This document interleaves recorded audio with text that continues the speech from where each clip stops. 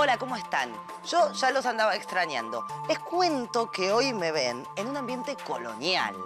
Ponchos, prendas de algodón. ¿Quién es usted? ¿Qué pasa? ¿Qué es esto? A ver. Todo barato. A ver, barato. Pero acá dice hecho en Inglaterra. Por favor, vaya. Sí, en otro momento puede ser.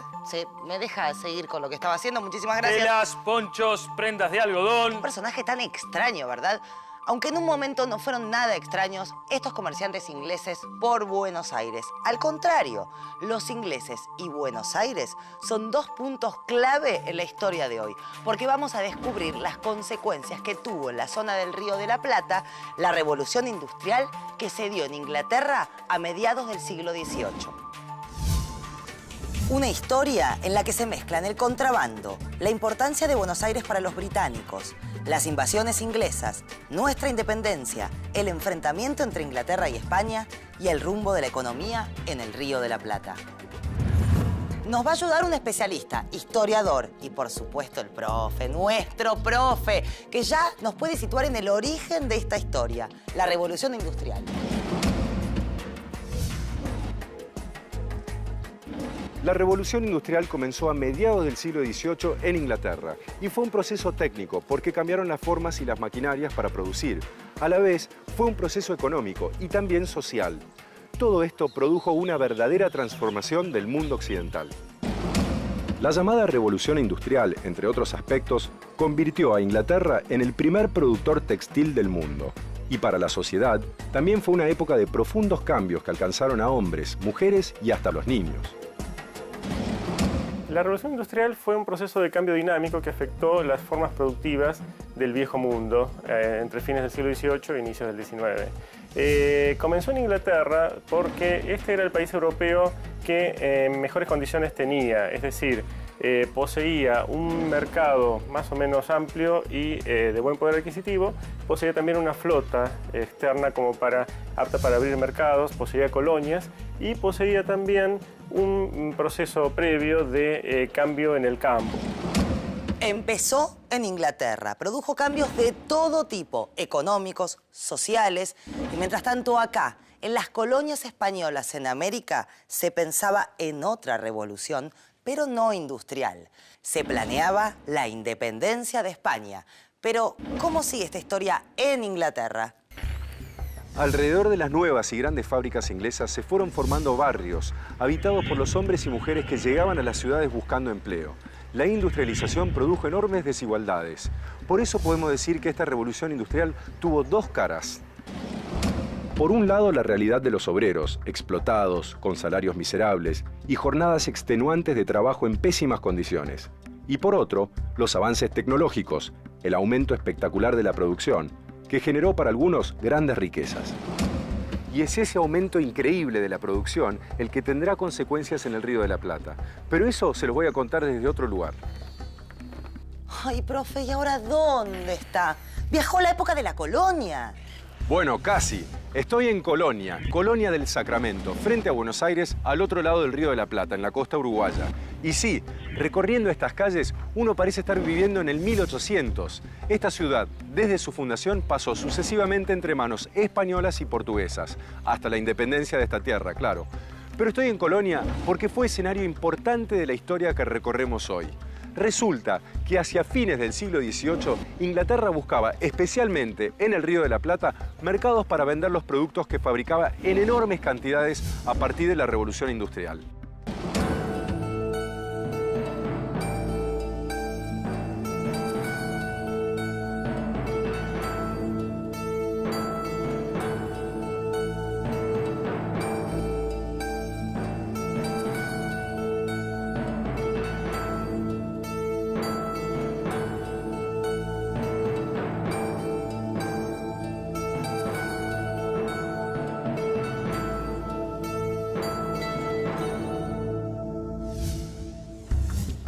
Telas, ponchos, prendas de algodón. Ya entendí lo que está haciendo este inglés por acá, pero una pregunta. ¿Había antecedentes de comercio inglés en la zona del Río de la Plata? Los ingleses ya tenían actividad comercial en América gracias a una alianza con los portugueses, por entonces establecidos acá, en Colonia del Sacramento, y en control de esta ciudad. Esta fortificación sería utilizada muy activamente para ingresar, en forma clandestina, de contrabando, mercaderías en el territorio español que después iban a ir camino hacia el Alto Perú. Inglaterra proveía los productos que desde Lisboa, la ciudad portuguesa, se enviaban a Brasil. Allí, desde Río de Janeiro, se trasladaba mercadería hasta aquí, Colonia del Sacramento, donde se establecían los contactos con los comerciantes rioplatenses. Mediante el contrabando, las mercaderías eran vendidas.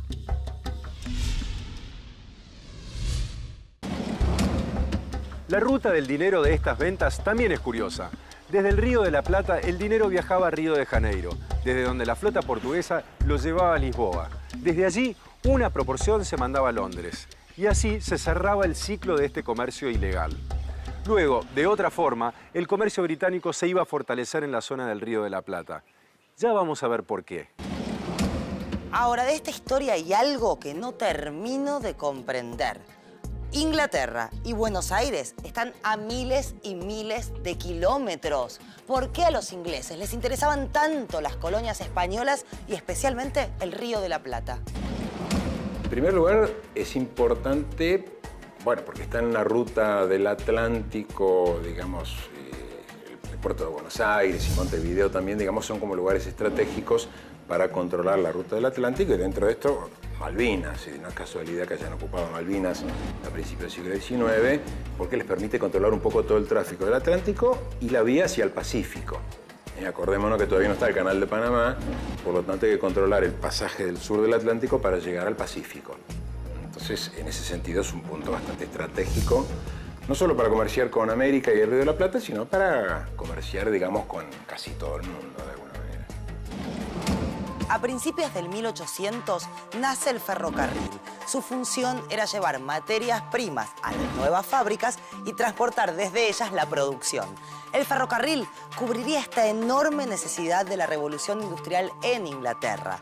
Pero ¿qué pasaba mientras tanto en el resto de Europa? ¿Se extendía la industrialización a otros países?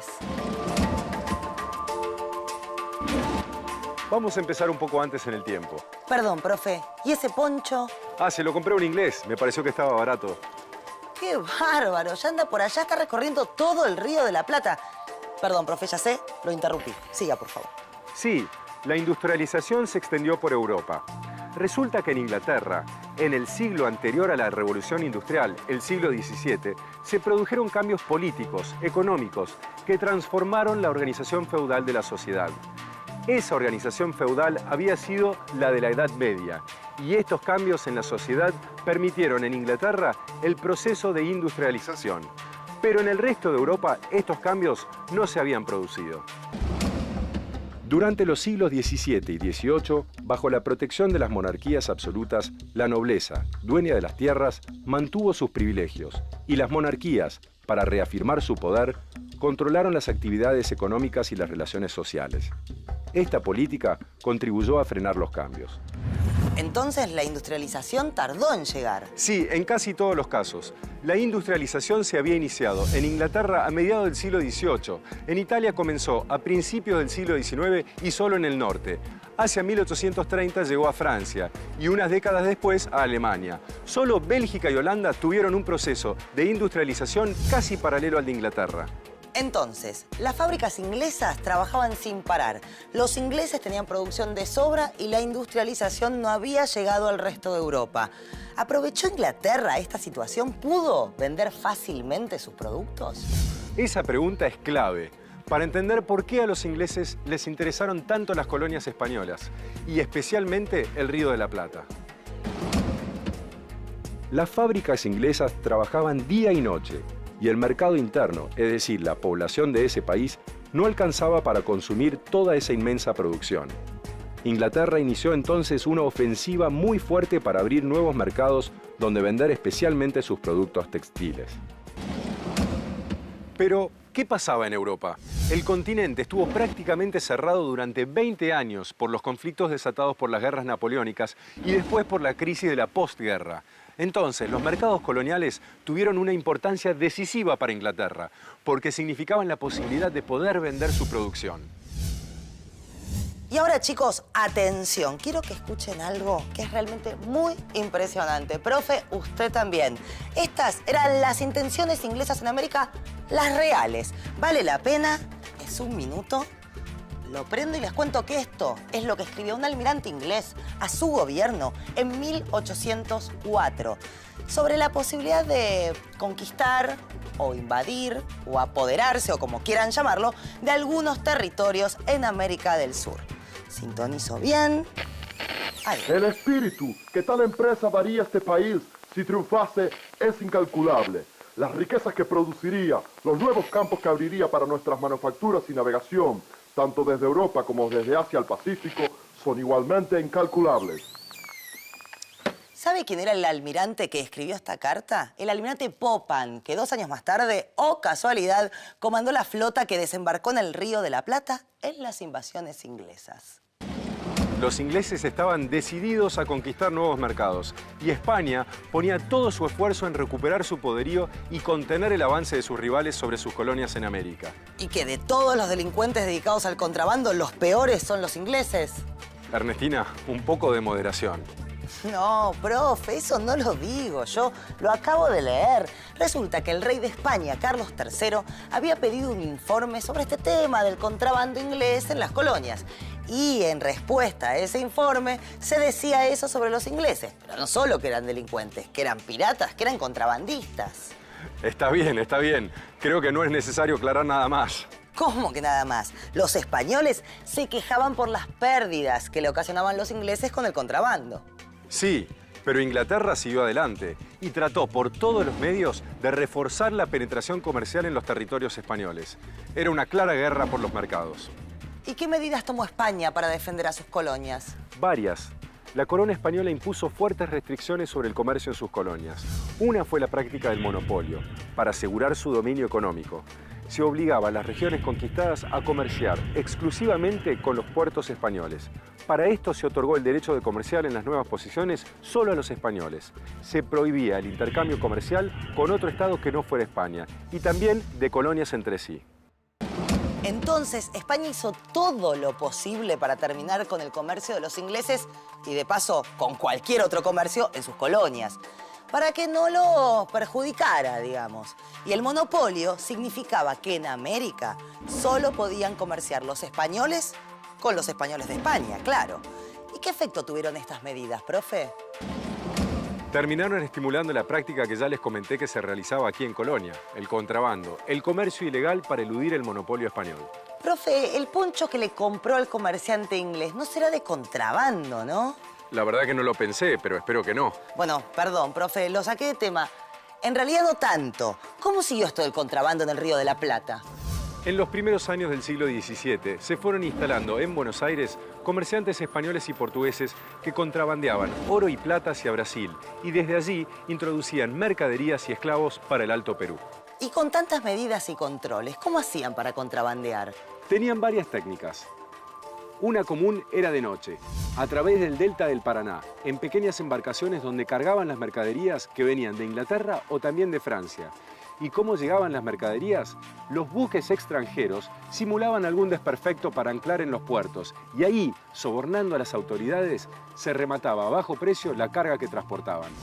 ¿Por qué no pudo España impedir la intromisión de otros países en sus territorios coloniales? La corona española obviamente trató de preservar el dominio de todos sus territorios coloniales y que el comercio de sus territorios coloniales se hiciera exclusivamente con España, de manera de obtener el beneficio de esa relación monopólica. Pero a la vez nunca, en algunos momentos más que en otros, pero digamos que nunca la corona logró tener el control total. Era un espacio demasiado grande para la capacidad militar, naval y económica que España tenía para esos territorios enormes de América. El contrabando inglés demostraba que España no alcanzaba a satisfacer las necesidades de la gente en sus colonias. Pero la expansión de la producción inglesa necesitaba que cambiaran algunos hábitos de consumo de la población americana. Mientras, en las colonias, crecía el interés de algunos sectores de independizarse de España y el gobierno inglés pensaba que podía aprovechar esa situación y que fomentar esos cambios ayudaría a la apertura de nuevos mercados para sus productos. Entonces, los ingleses pensaban que les convenía estimular las independencias de las colonias españolas porque eso les iba a permitir vender su producción en América. Realmente no daban puntadas sin hilo.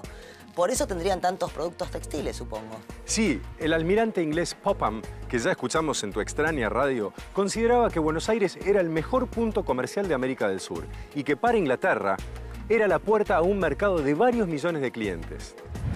Telas, prendas de algodón, ponchos, telas... Bueno, otra vez el inglés. Ya me voy enterando cómo llegaron, usted y los suyos al Río de la Plata. Vaya nomás. Quisiera saber si este entrega factura por lo que vende. Mientras tanto, quiero saber quiénes dominaban el intercambio comercial entre Buenos Aires y el resto del territorio y cómo se reflejaban en América las relaciones entre Inglaterra y España. Los sectores que dominaban el comercio en el antiguo virreinato del Río de la Plata eran los que luego fueron denominados comerciantes monopolistas. Es decir, en general eran personajes que habían nacido en la península ibérica y muchos de ellos habían llegado al Río de la Plata en el último cuarto del siglo XVIII, a partir de 1770 aproximadamente. Es decir, coincide un poco con la formación del virreinato, porque también en esa época se abren los puertos, entre ellos el puerto de Buenos Aires, al comercio con puertos de otras ciudades americanas o incluso europeas. Estos comerciantes trabajaban con lo que se llamaba la habilitación, es decir, ellos traían una consignación o tenían vínculos con comerciantes peninsulares, los cuales les prestaban una cierta cantidad de bienes. Ellos a su vez establecían cadenas o redes con otros comerciantes en el interior, a los cuales les prestaban a su vez estas mercancías y ellos las iban vendiendo. Entre 1806 y 1807 se produjeron las invasiones inglesas. Los resultados de esa aventura ya los conocemos. Los invasores finalmente fueron derrotados. Ay, cómo me hubiera gustado vivir en esa época y darles a los invasores una ducha de aceite hirviendo. Pero la verdad, hoy acá el aceite está carísimo. El aceite y el agua hirviendo fue una reacción de la población hacia las tropas enemigas, pero no fue la única. Ya hablamos de las intenciones comerciales de los británicos. Durante esa ocupación de Buenos Aires y también de Montevideo, se vieron claramente reflejadas esas intenciones. A las tropas invasoras le seguían los comerciantes ingleses, que vendieron mercaderías por 1 millón de libras. 2.000 comerciantes, con 70 buques cargados de productos, hicieron que bajaran los precios en estas tierras y causaron grandes perjuicios a los comerciantes españoles. El tema era que todo este proceso, toda esta larga negociación duraba muchos años porque las mercancías no se vendían al contado, se vendían al fiado o a crédito, si ustedes quieren. Es decir, la idea era que las cosas, aunque eran caras, había tiempo para pagarlas. Y estos comerciantes trataban de que hubiera la menor cantidad de cosas, la menor cantidad de artículos en el mercado para que los precios de los mismos fueran lo más altos posibles.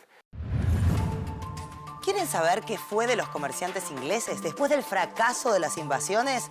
Vamos a buscar nuestro libro de cabecera y vamos a encontrar datos muy interesantes. Por ejemplo, antes de la Revolución de Mayo de 1810, había en Buenos Aires 57 personas con apellido inglés, pero solo 3 se dedicaban al comercio. Pero después de la Revolución, todo cambiaría. En 1823 ya había 3.500 ingleses, entre ellos los dueños de 40 casas de comercio. Los comerciantes ingleses se vieron favorecidos por 2 hechos. Tenían los productos del primer centro exportador del mundo, Inglaterra, y además era el mejor mercado consumidor de los productos del Río de la Plata. Pero ¿qué estrategias comerciales usaron para conquistar las zonas más alejadas del puerto? ¿Y qué dificultades enfrentaron? Esas son las preguntas. Los comerciantes ingleses pusieron en práctica mecanismos de intercambio novedosos, que se basaban en la mercadería que vendían a bajo precio, el abundante capital que tenían y sus importantes vinculaciones. Vendían en remates públicos y a precios tan bajos que lógicamente perjudicaban y generaban las protestas de los comerciantes locales. Los artículos de algodón eran vendidos por los ingleses a la mitad del valor al que se ofrecían en la zona. Lo mismo sucedía con otros productos textiles. Mister, yes, you, come on, please, come on. Let me see. Este no debe vender en remates públicos como era la costumbre, pero vamos a chequear sus precios. ¿Cuánto sale? Poncho inglés, 3 pesos. ¿3 pesos? Sí. ¿Me deja chequear una cosita? Qué desconfiado, lléveselo. Profe, ¿cuánto sale un poncho de esos, pero hecho en el Río de la Plata? Y estaría a unos 7 pesos. ¿7 pesos? Entonces el poncho inglés costaba menos de la mitad que uno hecho acá. Claro. Entonces, los dueños de las pulperías y los tenderos aprovechaban estos precios en los remates que hacían los ingleses y dejaban de comprarles a sus proveedores locales. Los libros dicen que hay 2 etapas definidas de la presencia inglesa en el Río de la Plata, antes y después de 1830 aproximadamente. Conozcamos qué características tuvo cada etapa y cómo afectó a las economías locales. Adelante. Bueno, si bien los ingleses predominan en el comercio rioplatense durante las primeras décadas del siglo XIX, pronto empezaron a sufrir competencia. Los demás países de Europa ingresan en la Revolución Industrial, empiezan a producir cada vez mayor cantidad de bienes manufacturados y buscan también mercados. Sí, se puede decir que la relación del Río de la Plata con Gran Bretaña tiene varias etapas, pero hay como un corte alrededor de 1830 o algunos cambios significativos, ¿no? Varias razones. Por ejemplo, hasta fines de los 30 hay cada vez una relación más fuerte con Gran Bretaña. Si uno observa, por ejemplo, las exportaciones e importaciones de mercancías 1810-1830, la presencia británica es cada vez mayor. A partir de 1830, en cambio, empieza a haber una diversificación muy grande de mercados y se ve, por ejemplo, que Argentina, Buenos Aires, las exportaciones de Buenos Aires van cada vez más a otros lugares, ¿eh? No es que dejan de ir a Gran Bretaña, pero, por ejemplo, Estados Unidos empiezan a ser grandes compradores de mercancías rioplatenses, digamos, ¿no? Y bueno, y esto empieza, digamos, de alguna manera a limitar, digamos, o hacer más débil esa relación que hasta ese momento había sido muy fuerte, ¿eh? Por ejemplo, en 1825 se firma un tratado de amistad entre Buenos Aires y Gran Bretaña que otorga un conjunto de ventajas a los ciudadanos británicos en el Río de la Plata, al comercio inglés. Bueno, todo eso empieza a cambiar, ¿eh? Y hacia los 30 incluso se empieza a ver en el Río de la Plata el asomo de una especie de discurso nacionalista antibritánico que a veces se mezcla también por cuestiones económicas, es decir, la competencia, si los comerciantes locales empiezan a ver como una amenaza, digamos, la fuerte presencia del comercio británico en la región, pero que se mezcla también con cuestiones religiosas, por ejemplo, ¿eh? Todo el tema del protestantismo y la defensa. Acordémonos que un poco una de las banderas importantes de la subida del federalismo al poder y de Rosas es la defensa ultranza de la religión católica como única religión posible. Entonces empieza a haber también como un clima antibritánico, antiprotestante que se hace visible en el Río de la Plata. Y llegamos al final de esta historia, ¿o no, profe? Sí, solo nos queda decir, con respecto al comercio inglés, que nunca llegó a tener la intensidad que generaba el monopolio español y que si bien decayó a partir de 1830, impactó lo suficiente como para marcar el rumbo de la economía en el Río de la Plata. Y así vimos cómo la revolución industrial en Inglaterra, un hecho que parecía tan lejano para la Buenos Aires colonial, tuvo consecuencias en estas tierras antes y después de la independencia. Telas, ponchos, prendas de algodón. ¿Cómo le va? Baratas. Sigue ponchos. insistiendo, no hay caso. Nosotros nos vemos muy pronto. Hasta la próxima. Yo lo sigo porque la verdad que el poncho estaba barato, de verdad.